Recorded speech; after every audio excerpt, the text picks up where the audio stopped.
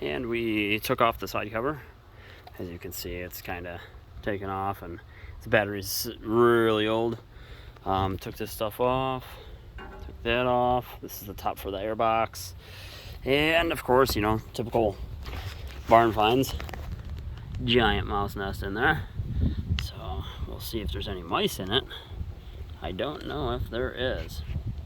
I hope there's not. I'm not a big fan of the old mice.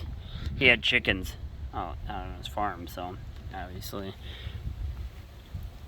the mice were enjoying the chicken feathers, you know. Woof. Yeah, that's some good stuff there, let me tell you.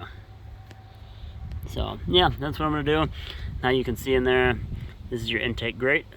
It's a good deal. It's really not terrible. I have a shop vac that I use for automotive applications. It's just it gets glass and, you know, water and whatever, gas, chicken feathers in it and stuff like that. So what I'm going to do, what I'm going to try to do and get it back on video, is I am going to try to get us the jumper cables, and I'll walk around here and show you real quick.